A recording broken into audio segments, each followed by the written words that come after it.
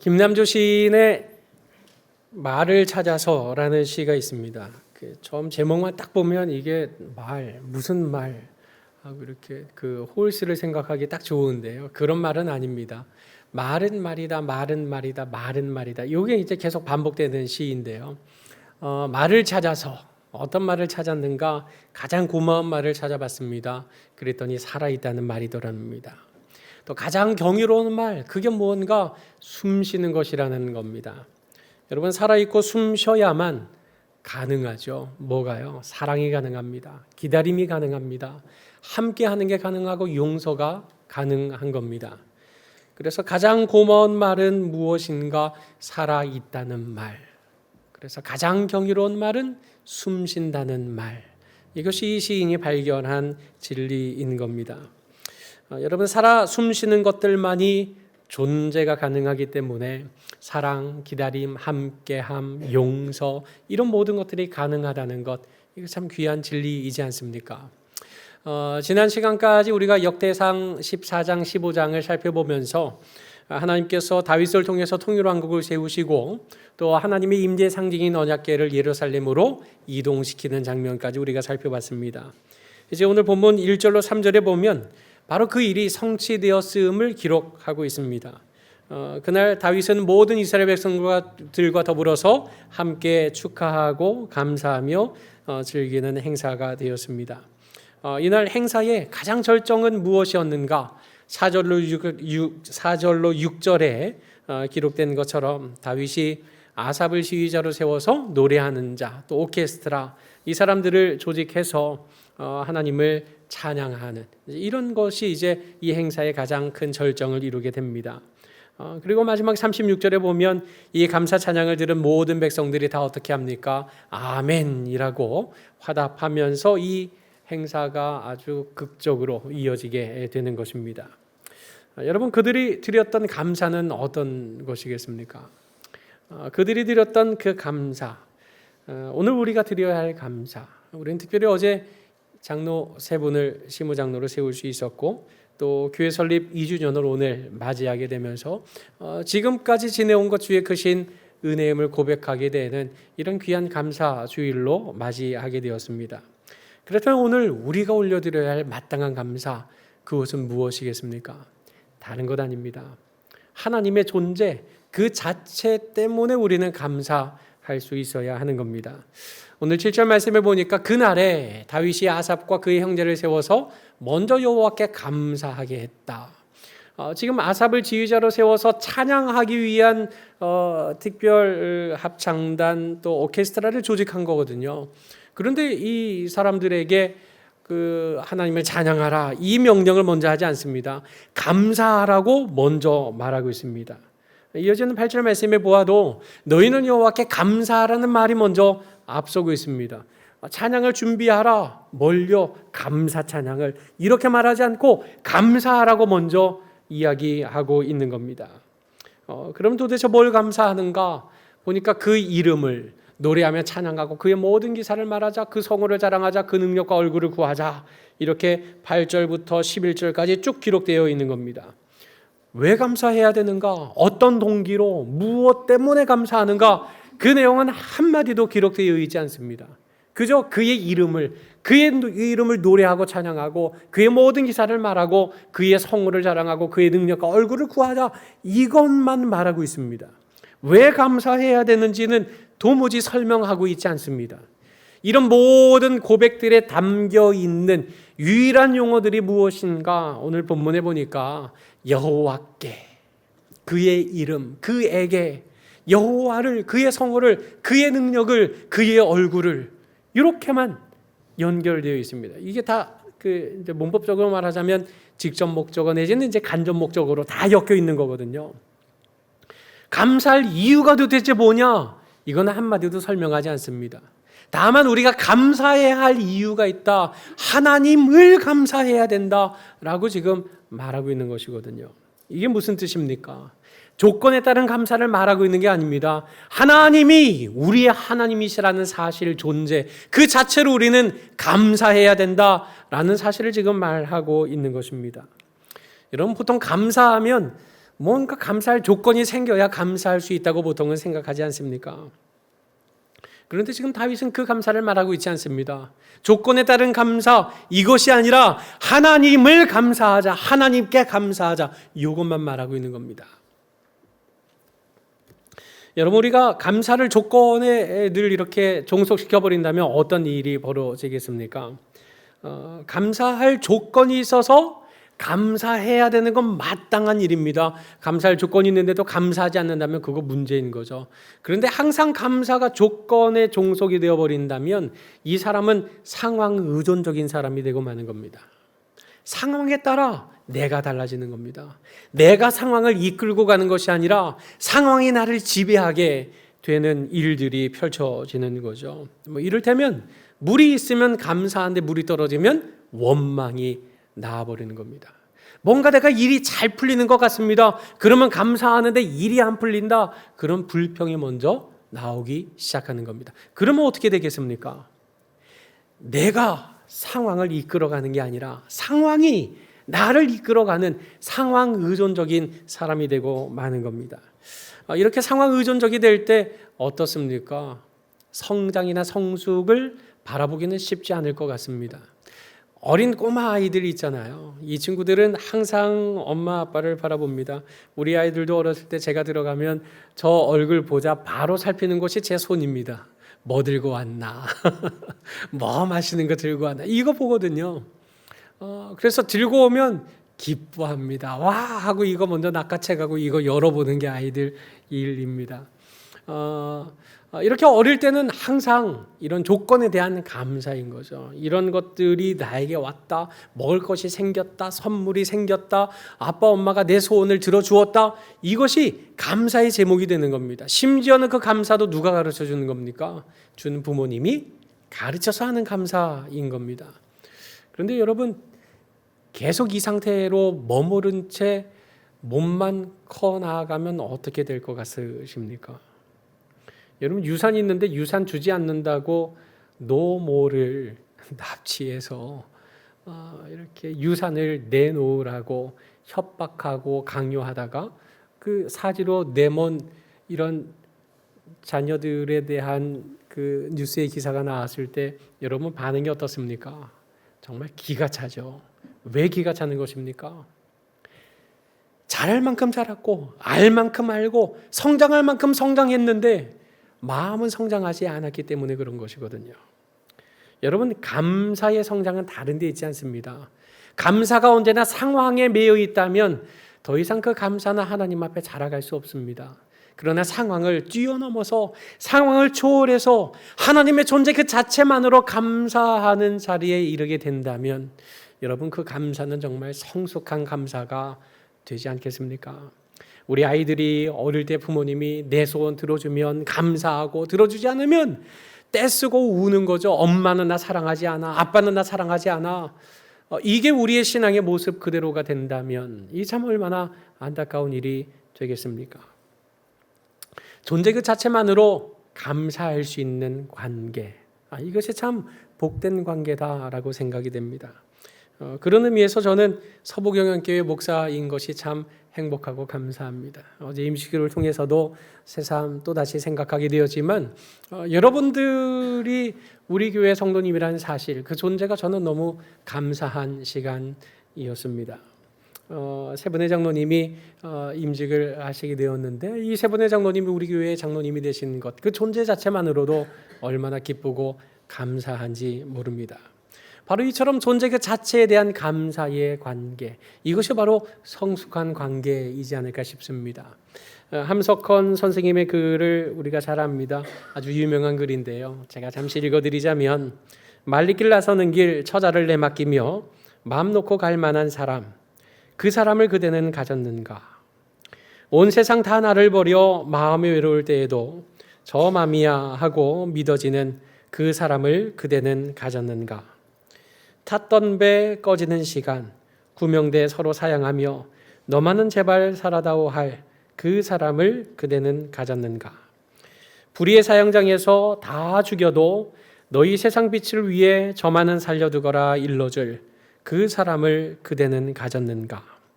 잊지 못할 이 세상을 놓고 떠나려 할 때 저 하나 있으니 하며 빙긋이 웃고 눈을 감을 그 사람을 그대는 가졌는가? 온 세상의 찬송보다도 아니 하고 가만히 머리 흔들 그 한 얼굴 생각에 알뜰한 유혹을 물리치게 되는 그 사람을 그대는 가졌는가? 여러분, 그 사람을 가지고 계십니까? 여러분에게 그 사람은 어떤 사람입니까? 이런 존재가 내 곁에 있다면 그 자체만으로도 정말 감사하지 않겠습니까? 저는 여러분의 존재 자체만으로도 감사합니다. 그러나 여러분, 저는 한계가 있습니다.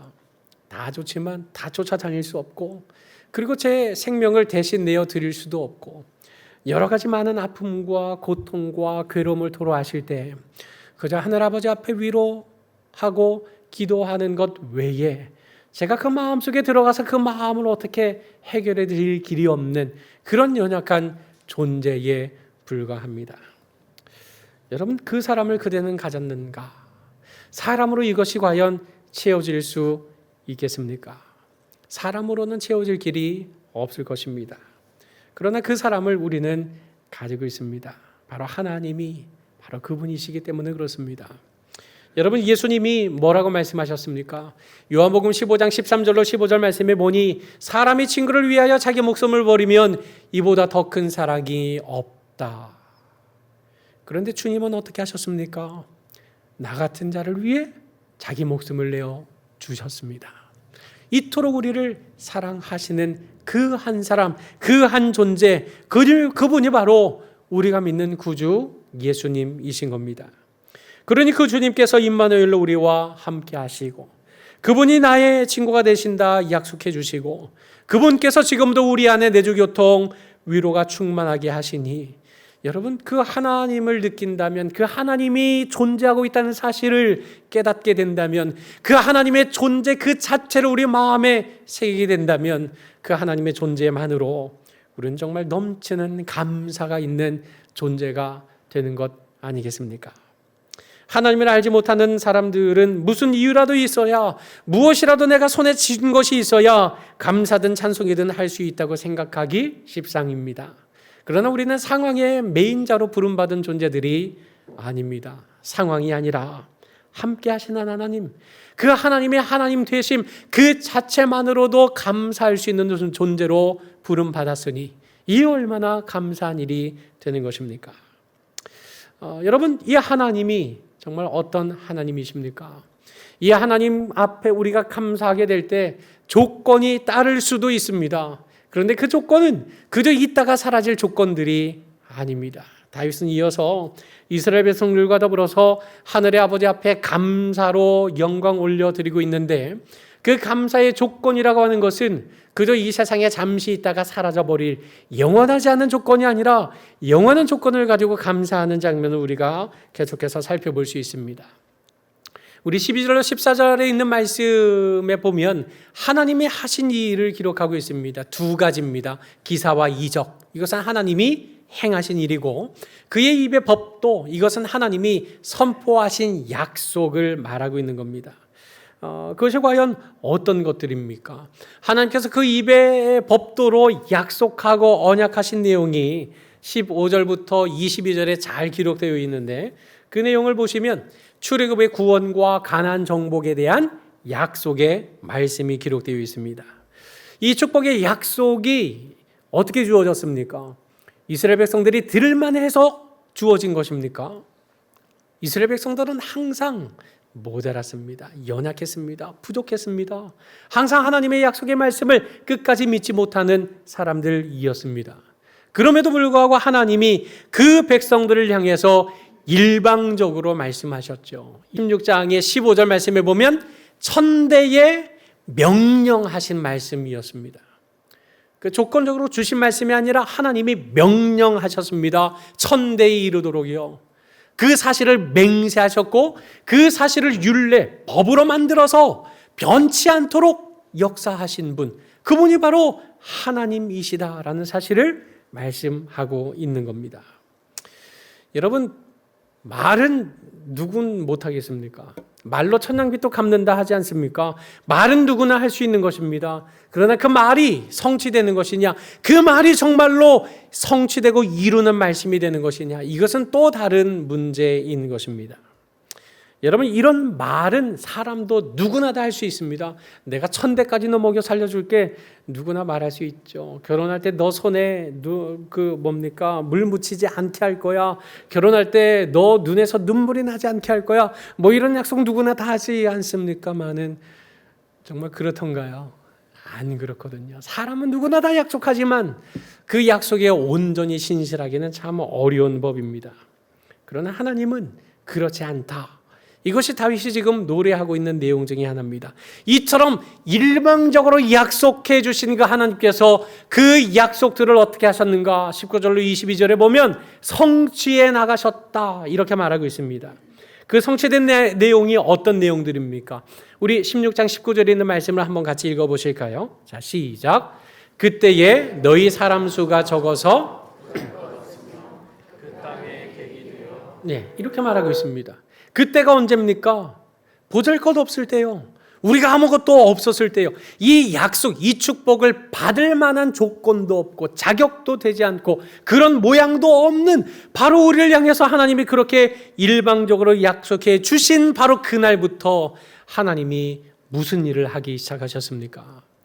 21절로 22절 말씀에 보니 여호와께서는 이런 일을 하셨다. 어떤 일이요? 사람이 그들을 해하기를 용납하지 않으셨다. 그들 때문에 하나님이 왕들까지 꾸짖으셨다. 어떻게 꾸짖으셨나요? 나의 기름 부은 자에게 손을 대지 말며 나의 선지자를 해하지 말라. 다시 말해서 이 백성은 내 백성이다. 그러니 함부로 대하지 말라. 손대지 말라. 해하지 말라. 이미 하나님께서는 그 약속을 선언하신 그 시간, 그 날로부터 당신의 백성을 지키고 계셨고 보호하고 계셨던 겁니다. 비록 애굽에서 430년 종살이를 해야 하는 인생을 통과할 수밖에 없었습니다. 아무것도 없었던 광야를 40년간 유리방황해야 하는 시간들도 있었습니다. 그런데 여러분, 그 시간은 그저 하나님께서 벌하시는 시간이 아니라 이 백성들을 하나님의 사람으로 만들어 가시는 과정이었던 것입니다. 그 과정 보호하시면서 이방 사람들이 해하지 못하도록 하나님이 지키시고 보호해 주셨다. 이것이 바로 하나님께서 우리에게 행하신 일입니다. 여러분, 어제 임직식 하는데 다들 임직식 일주일 전에 얼마나 제가 놀림을 받았는지 아세요? 그 목사님 또 울 거죠? 목사님 울어서 임직식이 될라나 몰라. 임직식이 진행이나 될까? 제가 일주일 내내 굳은 마음을 가지고 이를 악물고 하나님, 제가 이렇게 놀림을 받고 조롱을 받습니다. 제가 울어서 임직식 진행이 멈추는 일이 있어서는 안 되겠습니다. 하나님 제발 굳은 마음을 주십시오. 제가 정말 얼마나 기도하고 굳은 마음을 먹었는지 모릅니다. 어제 저 선방했잖아요. 그죠? 제가 울기는 했지만 그러나 제가 우는 바람에 이 식이 중단이 되거나 멈추거나 그런 일은 없었습니다. 처음 묵상 기도할 때 말씀을 읽을 때부터 이거 울컥해가지고 이거 어떻게 하나, 이거 오늘 임직식 어떻게 준비하나, 어떻게 진행하나 막 이렇게 큰 위기가 몇 차례 있었지만 선방했습니다. 이 선방을 하고 나니 오늘 이은선 집사님 특송하실 때 지금까지 지내온 것 주의 크신 은혜라. 옛날 같았으면 여기서 벌써 울컥해가지고 제가 울고 있었을 겁니다. 그런데 넉넉하게 감당이 되는 거죠. 마음이, 감정이. 야, 이거 이렇게도 훈련이 되는 거구나 하고 저 혼자 생각하고 느끼는 시간을 통과했습니다. 여러분, 이스라엘 백성들의 삶이, 다윗의 삶이 평탄하지만은 않았습니다. 다윗 애매한 고난 받은 사람 아니었습니까? 그러나 다윗의 삶 속에도, 이스라엘 백성들의 광야 40년 시간 속에도, 이스라엘 백성들의 애굽에서 종살이하는 430년이라는 시간 속에서도 하나님은 일하고 계셨다. 무엇을요? 구원받은 자기 백성을 지키시는 일을 위해 일하셨다. 이것이 우리가 하나님 앞에 감사할 조건이 된다면 이 조건만이 하나님 앞에 감사할 유일한 조건임을 지금 다윗은 고백하고 있었던 겁니다. 여러분, 우리의 삶이 정말 그렇지 않습니까? 우리 옛날 과거 예수를 모를 때 우리는 지옥불을 향해 나아가고 있었습니다. 그러나 주님께서 예수 십자가 대속의 은혜로 우리를 생명의 길로 건져내셨습니다. 그렇게 건지신 주님께서 오늘 우리가 생명의 길로, 거룩한 길로, 성화의 길로 나아가도록 오늘 우리의 삶을 붙잡고 계십니다. 그처럼 붙잡으신 그 주님께서 우리의 내일을 어떻게 이끄십니까? 우리의 개인적인 종말이 언제 찾아올지 모르고 우주적인 종말이 언제 찾아올지 아무도 알지 못합니다. 그러나 확실히 보장된 내일이 있죠. 영생 구원의 복이 우리 앞에 보장되어 있음을 주님께서 우리에게 말씀해 주고 있지 않습니까? 그리고 우리의 지난 날을 생각해도 감사, 오늘을 생각해도 감사, 내일을 생각해도 감사. 우리가 조건이 있다면, 하나님 앞에 감사드릴 조건이 있다면 이 조건 외에 어떤 조건이 영원한 감사의 조건이 되겠습니까? 그러니 하나님의 존재만으로 감사할 수 있는 존재로 부름받은 우리들, 조건이 있다면 우리를 구원하신 그 주님의 놀라운 은혜 앞에 감사할 조건을 받은 우리들, 그런 우리들이야말로 정말 영원한 감사를 하나님 앞에 올려드릴 수 있는 그런 존재로 부름받은 것 아니겠습니까? 사랑하는 서부경의 성도 여러분, 한스 셀리라고 하는 분이 있습니다. 의학자인데요, 스트레스를 가지고 연구해서 노벨 의학상을 받으신 분이세요. 이분이 캐나다 태생인데 하버드에서 마지막 고별 강연을 했습니다. 백발의 노인부터 젊은이들까지 그 강연장을 꽉 채웠는데요. 강연이 다 끝나고 단을 내려가는 이 박사를 붙잡고 그 한 대학생이 이런 질문을 합니다. 지금 스트레스 홍수 시대이지 않습니까? 이 홍수 시대에 스트레스로부터 나를 지키고 보호할 수 있는 방법이 있다면 무엇인지 한 가지만 말씀해 주십시오. 장중이 조용해졌습니다. 왜냐하면 스트레스 없는 사람이 어디 있습니까? 다 봤거든요. 이 스트레스만 가지고 평생을 연구했고 노벨상까지 받은 사람이니 이 사람 입술에서 무언가 대단한 것이 나오지 않을까. 다들 주목했습니다. 뭘 얘기했을까요? 오늘 감사주일이잖아요. 뭐 얘기했겠습니까? 감사하십시오 얘기한 겁니다. 감사하십시오. 감사하시면 됩니다. 요즘 아이들 말로 뭔가 이렇게 신박한 어떤 비결을 기대하고 있었는데 전혀 감사 그거 누가 모르나요? 장내가 술렁술렁술렁해지기 시작했던 겁니다. 그러나 평생 스트레스만 연구한 이 박사는 감사하십시오 이 말 한마디 하고 내려간 것입니다. 여러분, 실제로 이후에 2015년이죠. 미국 UC 샌디에고에서 그 연구진이 감사가 미치는 영향에 대해서 연구를 했던 겁니다.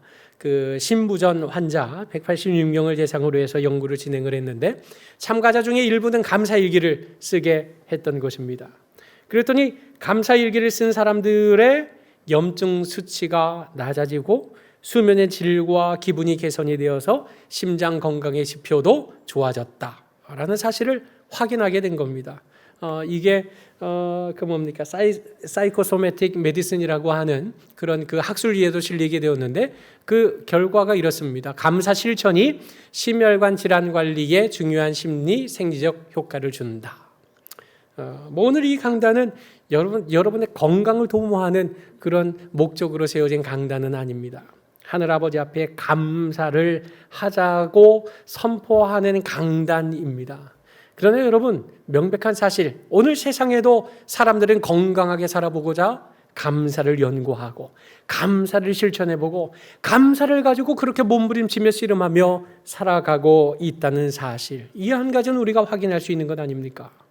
하나님을 모르는 세상도 감사를 통해서 생명을 도모하려고 한다면 여러분, 우리 믿는 사람들은 어떠해야 하겠습니까?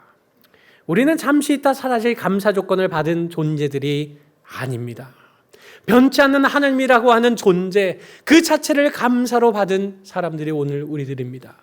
세상에 잠시 있다가 사라질 조건이 아니라 변치 않을 영원한 조건을 감사 조건으로 받은 사람들이 바로 오늘 우리들입니다.